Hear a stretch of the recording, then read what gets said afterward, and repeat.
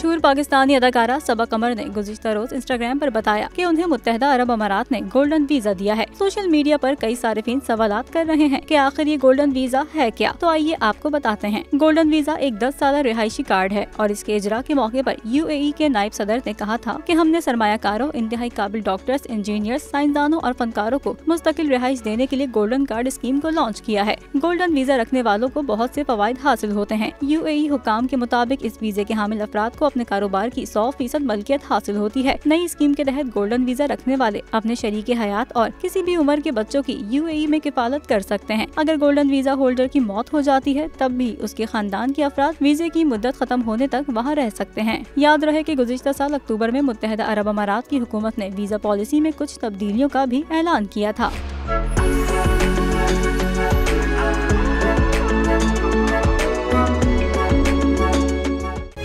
तारीख का अमीर,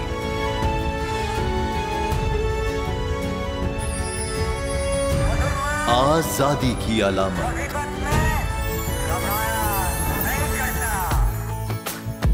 हुस्न का आईनादार,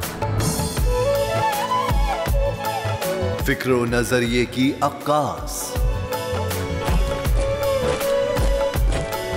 सरफराजी का गवाह, यानी हम सबका निगहबान पाकिस्तान। जिंदाबाद पाकिस्तान, पाकिस्तान।